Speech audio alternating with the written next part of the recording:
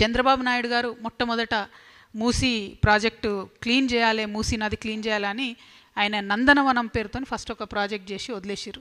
తర్వాత వైఎస్ఆర్ గారు వచ్చి కొన్ని కేంద్ర నిధులు తీసుకొచ్చి సేవ్ మూసీ అని చేద్దామని ఆయన ట్రై చేసారు. తర్వాత కేసీఆర్ గారు వచ్చిన తర్వాత ఇప్పుడు ఏదైతే ఉందో Musi river front development corporation అని దాన్ని బట్టి వారు కొంత ప్రయత్నం చేసారు. ఇప్పుడు రేవంత్ రెడ్డి గారు కూడా దాన్ని కొనసాగిస్తున్నారు. ఇప్పుడు మూసీ రివర్ ఫ్రంట్ కార్పొరేషన్ అయితే 2017లో మేము ఒక 17,000 కోట్లతోని ఈ మూసీ చుట్టూ ఉన్నటువంటి దీన్ని డెవలప్ చేస్తాము, ఓల్డ్ సిటీకి న్యూ సిటీకి కనెక్టివిటీ ఇస్తామని చెప్పి ఆనాడు ఒక ప్రాజెక్ట్ ప్రపోజల్ ఇచ్చారు.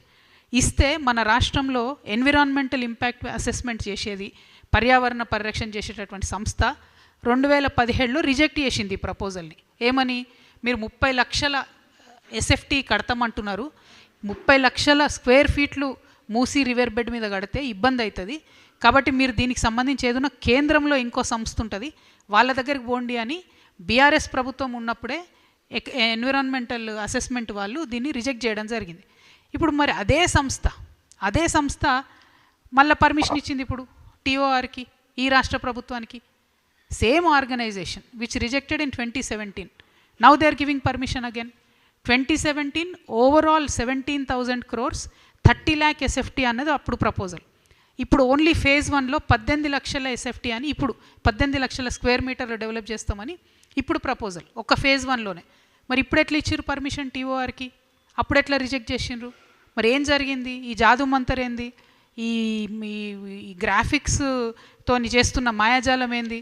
అమరావతిలోనేమో ఇడ్లీ ప్లేట్లు పెట్టినట్టున్నారు అప్పుడు గ్రాఫిక్స్తోని, ఇక్కడ మన సీఎం గారేమో ఇడ్లీలు పెట్టిరు నిన్న. మొత్తం అది గ్రాఫిక్స్ ప్రజెంటేషన్ ఆ బొమ్మంతా చూస్తే ఏం లేదు, ఇడ్లీలు ఉన్నాయి, 2-3 ముగ్గులు ఉన్నాయి, అంతకుమించి అందులో ఉన్నదేం లేదు. ఎందుకంటే ట్రాన్స్పరెన్సీ ఉండాలన్నది మాత్రం మేము కోరుతున్నాం. డెఫినెట్గా ఎస్, మూసీ మంచిగా కావాలి, మూసీ క్లీన్ కావాలి, మూసీ చుట్టుముట్టు ఉన్నటువంటి పట్టాదారులు, ఆ పట్టా భూములు వాళ్ళందరూ కూడా డెవలప్ కావాలి, నేను కాదనట్లేదు.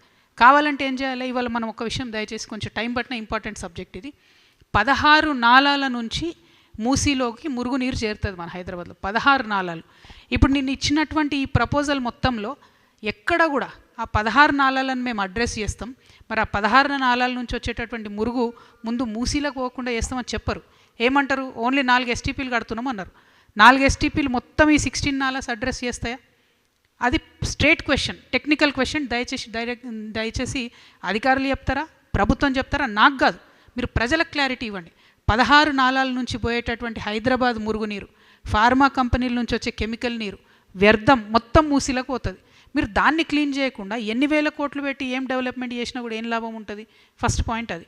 సెకండ్ పాయింట్, మీరు మల్లన్న సాగర్ నుంచి గోదావరి నీళ్లు తీసుకొచ్చి మూసీని ప్రక్షాళన చేస్తాం, మంచి చేస్తాం అన్నారు. ఒరిజినల్గా కొండపోచమ్మ సాగర్ నుంచి 1,100 కోట్ల రూపాయలతో వచ్చే ప్రాజెక్ట్ని మీరు ఎస్టిమేట్ పెంచి 7,000 కోట్ల రూపాయలు మల్లన్న సాగర్ నుంచి అన్నారు. సరే, సంతోషం. మరి ఆ పనులు మొదలు పెట్టినరా? మీరు ఇప్పుడు మూసీ క్లీన్ చేస్తామంటున్నారు, ఏడుకెళ్ళి చేస్తారు క్లీను? వాటర్ ఎట్లా వస్తుంది? ఫ్రెష్ వాటర్, దాన్ని ఆలోచించండి. మూడవది,